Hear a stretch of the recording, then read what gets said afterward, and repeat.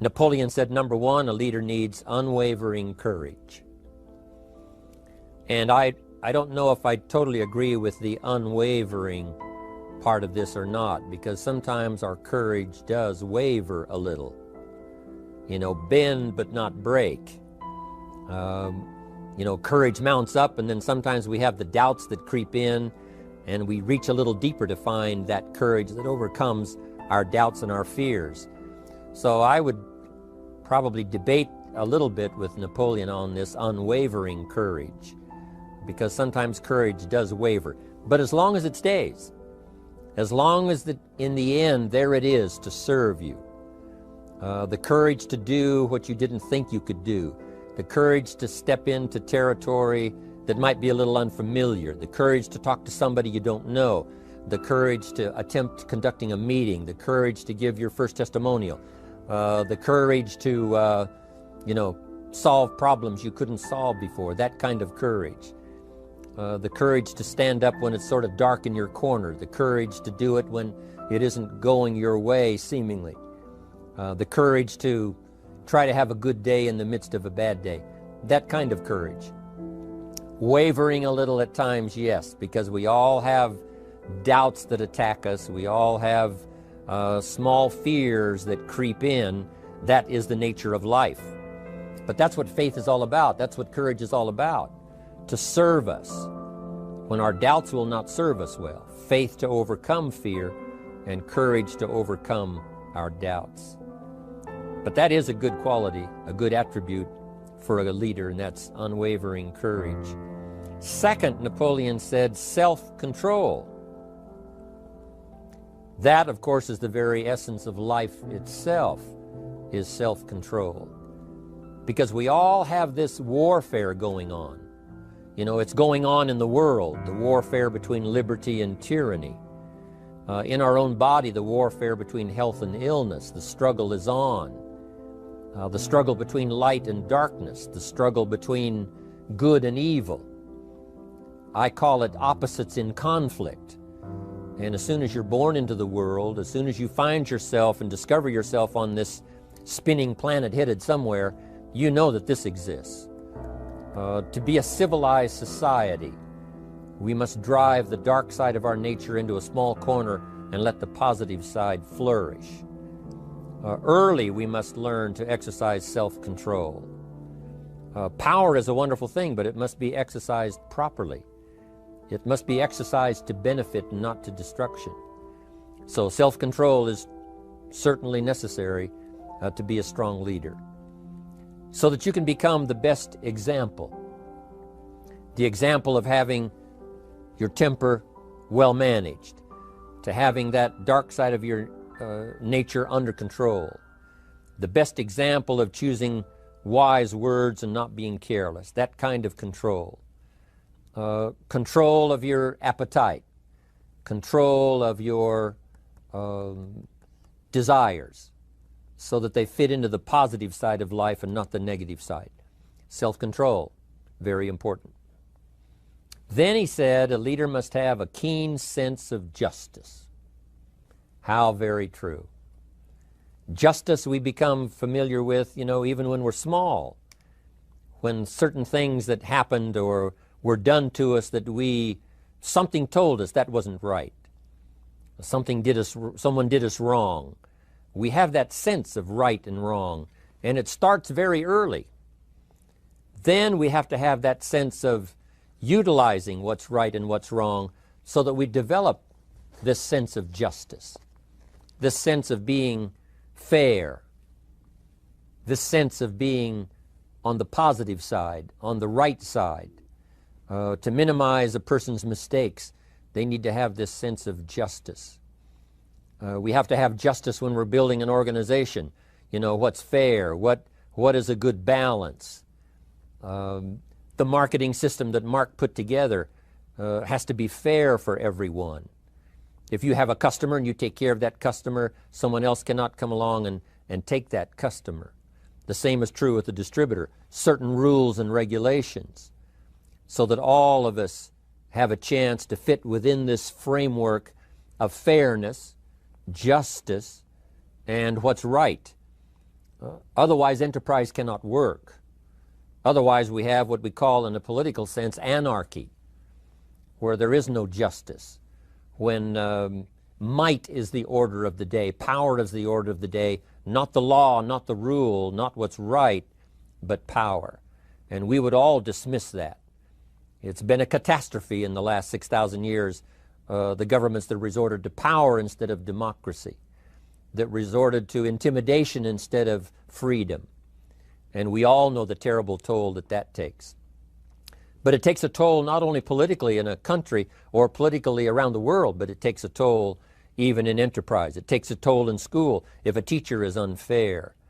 It takes a toll in working on a team where someone is unfair, or where the leadership is not fair in the administration of justice.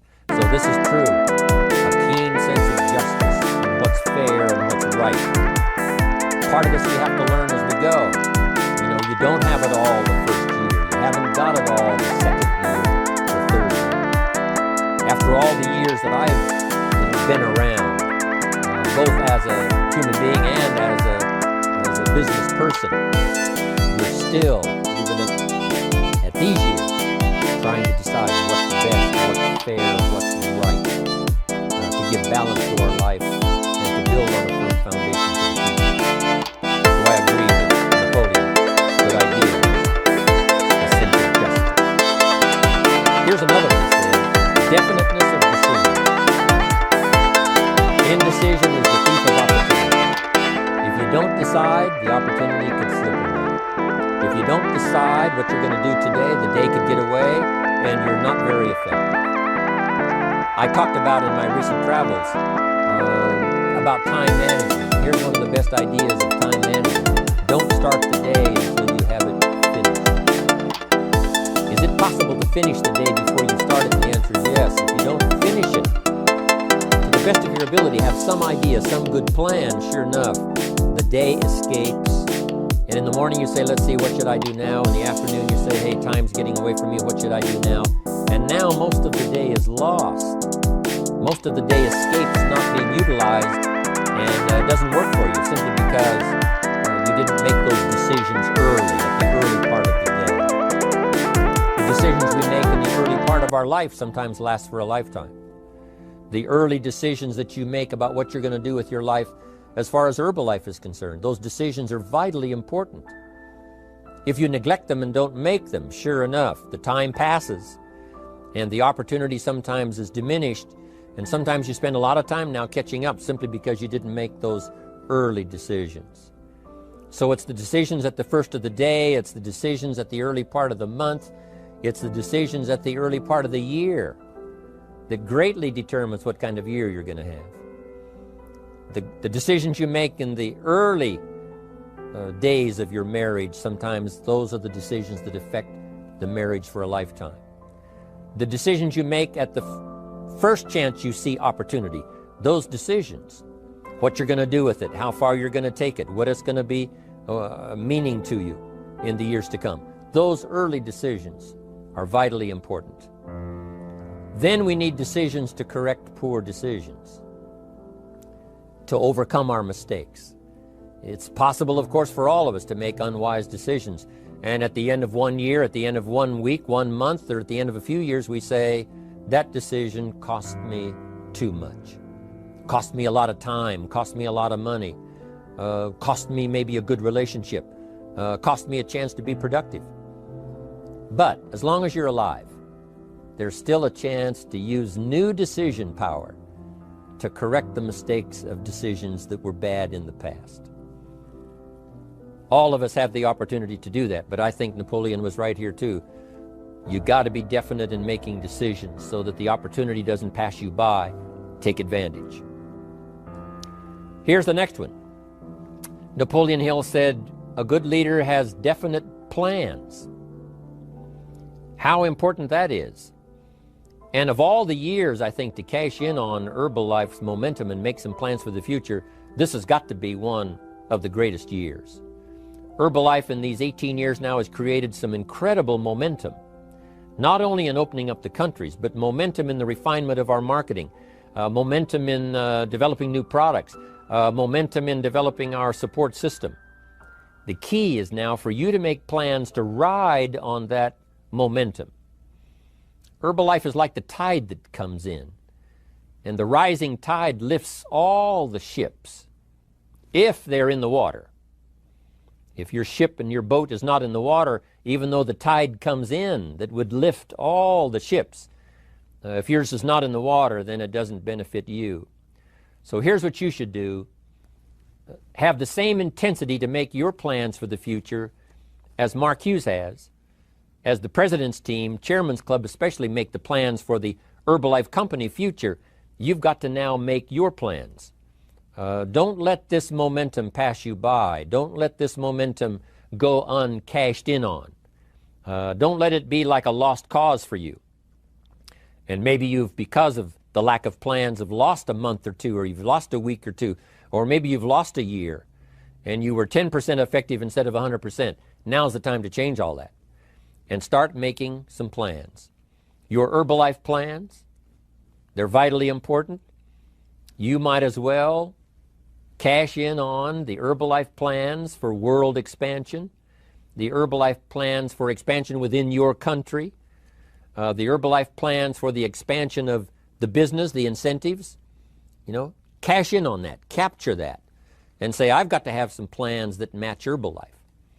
Not necessarily match Herbalife in numbers, but that can match Herbalife in momentum, that can match Herbalife in cashing in on the opportunity, your plans for Herbalife expansion.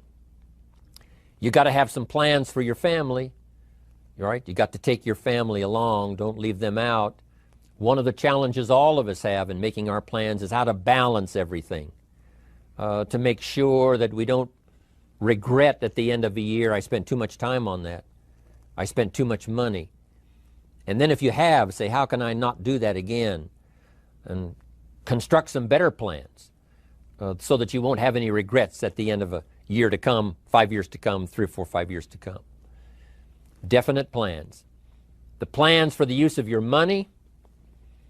One thing I've admired about Mark Hughes since I've met him all those years ago, once he started becoming successful, he had a splendid plan, not only for his personal success in terms of financial security, but in terms of the company. Because Mark has to look after the company and make sure that the company is secure, that the company has plenty of reserves, so that no matter what happens around the world, and when you're doing business in 37 countries, you can imagine what the challenge is to make sure the plans for each country are there, the backup plans, the financial plans, as well as products and opportunity and marketing. It is a challenge beyond comprehension to most of us what kind of planning that takes in terms of trying to make Herbalife secure for the future. I described it in one of the summit classes as Mark takes the same pledge that the President of the United States takes, and that is to preserve and protect and defend the Constitution, says the President. But Mark has to preserve and protect and defend the company to make sure it's viable, not just in America where it started, but all around the world in each country. It's an awesome responsibility. But now for you, your plans to be financially secure.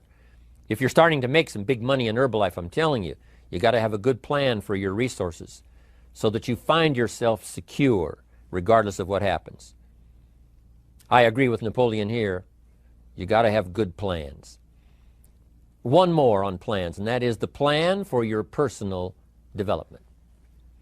The plan to be better this year than last year. The plan to take the classes, attend the workshops, do everything you possibly can to show personal progress, not just financial progress, not just the progress of having one more car or one more home, but the progress of personality, the progress of communication skills, the progress of recruiting skills, the progress in how to deal with people, progress in using your influence so that it multiplies its power by 5 by 10 versus what it used to be. You need those kind of plans. A plan for personal growth, personal development, a plan to be all that you can possibly be in the years to come as you develop your Herbalife business and your life business and your family business, all of that. Got to have good plans. Next, Napoleon Hill had a good saying. It was something my father had and passed it on to me as a good philosophy, and here's what he said. A good leader has the habit of doing more than what he gets paid for. What an incredible philosophy this is. The habit of doing more than you get paid for. It's what we call the service that you put out like seeds in the ground that doesn't bring the harvest immediately, but the harvest is yet to come. It's called like putting out the capital in capitalism. Doing more than you get paid for means that you're getting ready for the next move up. Because if you do more than you get paid for, you've made an investment. The average person might think if I do more than the company requires, then they're ripping me off. I'm not getting paid for that extra time, that extra attention. But you must not view it that way. You must say, I'm getting there a little earlier, staying a little later, as an investment in my own personal future. Because I want that kind of reputation. I want that kind of philosophy to work in my life. Do more than you get paid for. And this philosophy works incredibly well in Herbalife. You make the Herbalife sale of the Herbalife products. Now you must do more than you've gotten paid for. Right? They've got the product, you've got the money. But you can't stop your investment there. Now you must develop the investment in time, effort, and energy in turning that new customer into a testimonial. And sometimes that's the most difficult work, the work after the sale. Because the sale might be fairly easy. Someone says, hey, I've been looking for this product, I need it, here's my money. But now you've got to stay with them, make sure they don't just buy the product, but that they use the product. And that they don't just use the product, they keep using the product. That's the work after the sale. But if you learn to make that kind of an investment and do more than you get immediately paid for, the payoff in the future can be fantastic. Because as we all know in Herbalife, what really pays off is not a sale of the product. What really pays off is a testimonial. A testimonial that gives you more sales than you can keep up with. A testimonial that takes you places you could never go by yourself, introduces you to people you'd never see on your own. That kind of investment is so powerful. So you do more than you get paid for up front. It's happened for me, making the investment. When I first started lecturing 36 years ago, I talked to high school classes, college classes, service clubs, and I gave it all away. I went and talked for free. Someone said, Mr. Rohn, would you come and do this breakfast talk? I said, sure. Could you do this luncheon talk for this service club? I said, of course. And all of that in the beginning was for free.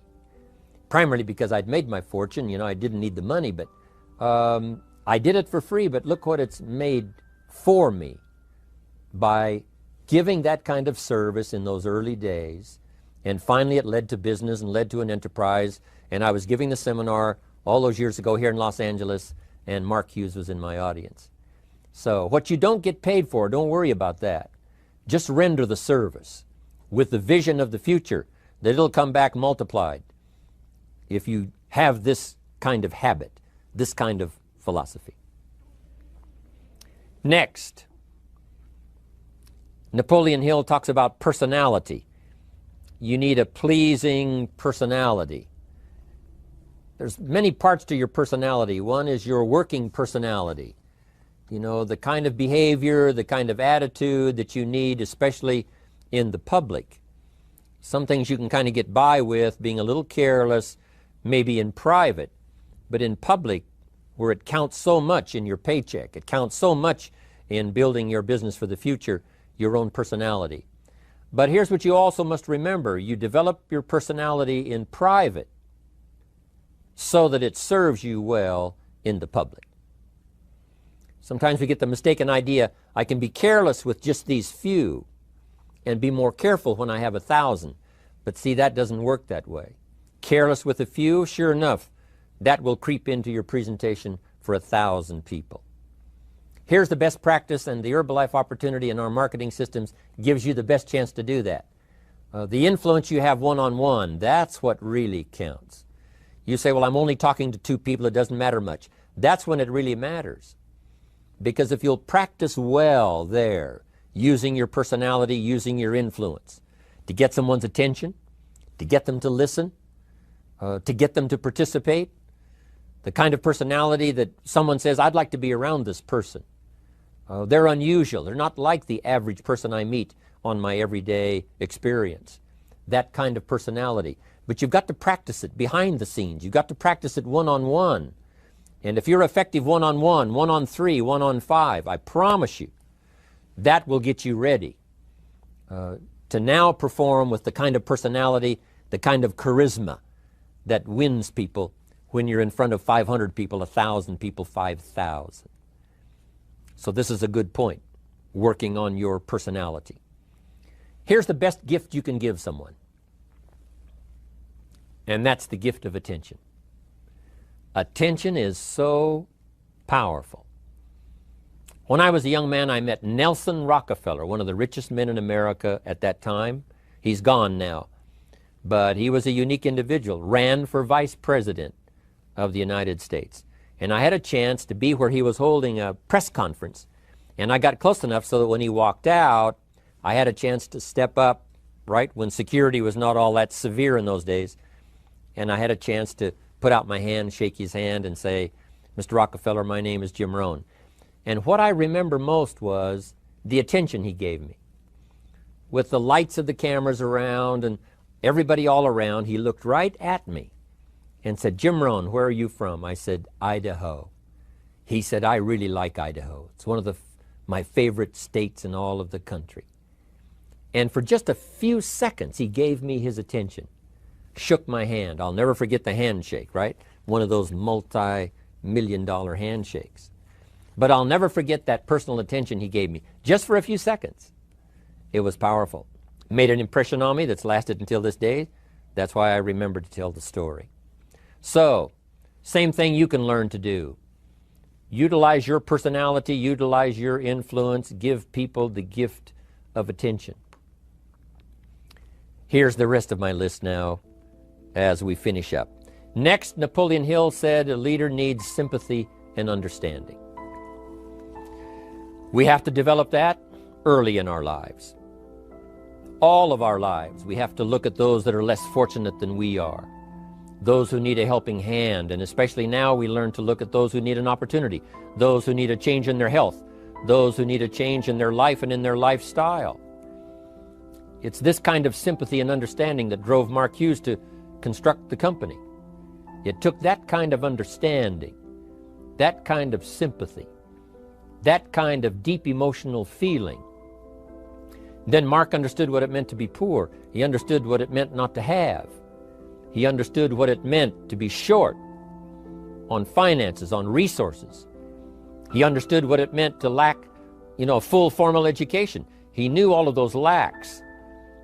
And instead of crying about it, he said, what I will do is change it for myself, and then I'll help other people that have the same challenge. Lack of education, lack of the money, lack of the resources, lack of good health, faced with all kinds of difficulties they can't solve. I'll get mine solved, and then I'll be strong enough and have the skills to where I can help other people. That kind of leadership quality is so powerful. That kind of understanding. Here's the next one. A leader must have, Napoleon said, a mastery of the details. How very true. All can be lost with just a couple of missing details. On the trip to the moon, everything has to work, right? There's several thousand moving parts. There's several thousand pieces to the project of getting to the moon and coming back, and all of them have to work. You can't have 10% of them working, 100, 90% or 80%. They've all got to work. And then there's the backup systems for something if something goes wrong to back it up. That kind of mastery of detail is so vitally important. But here's what else to remember as far as Herbalife is concerned. The drama is in the details.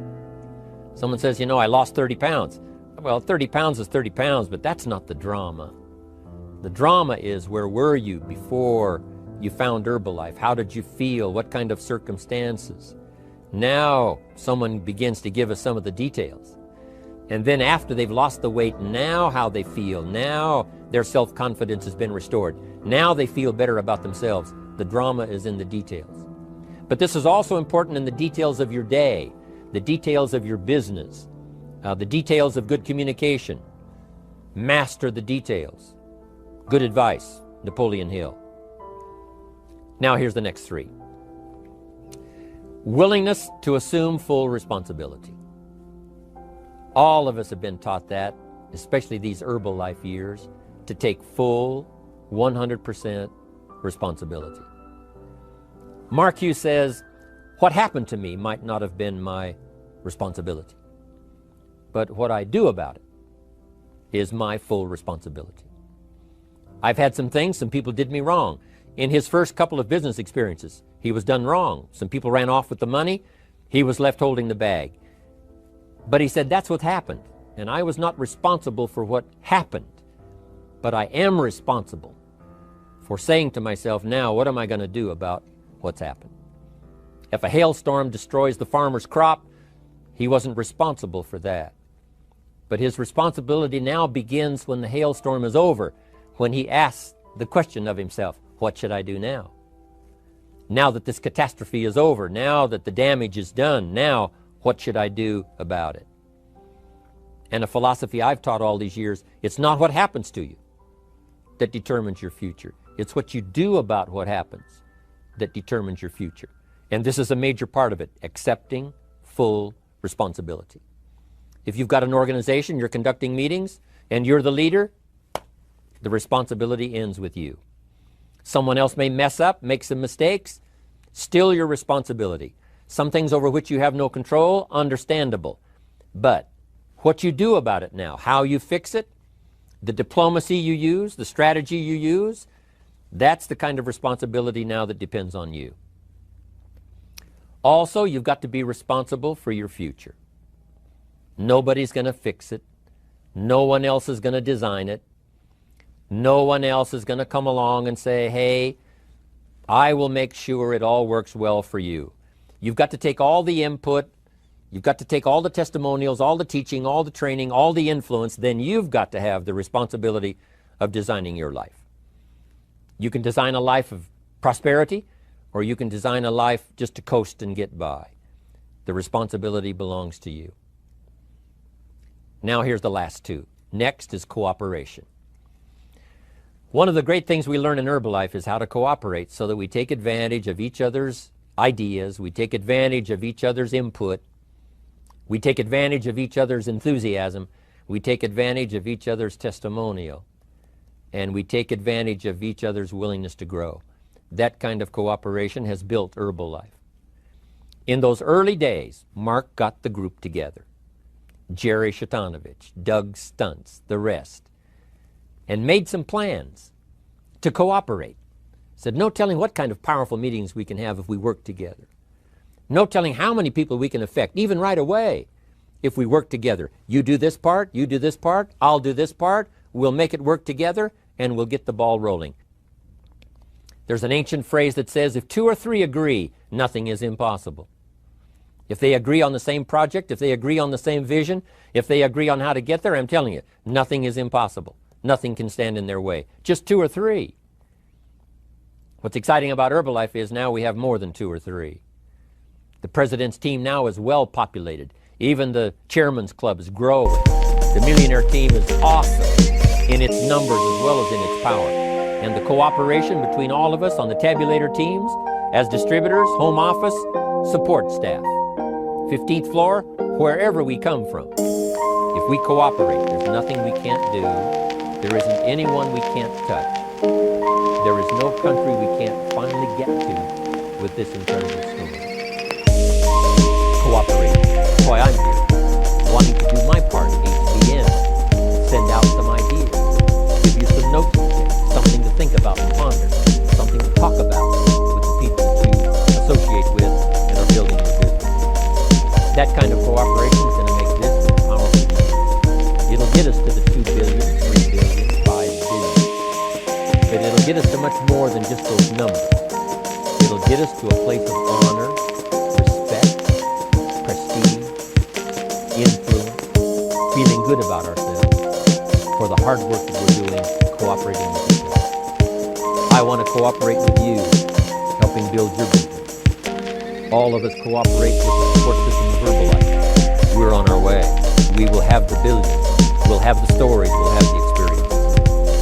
Now here's the last one. Napoleon Hill said, a major attribute of leadership is vision. Vision is in many parts. One, a vision for your own course to follow.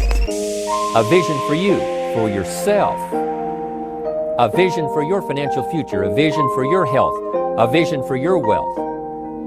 A vision for you to latch onto and make something out of. A vision for your family. Because vision must now lift others as well as ourselves. Guess what our family is counting on?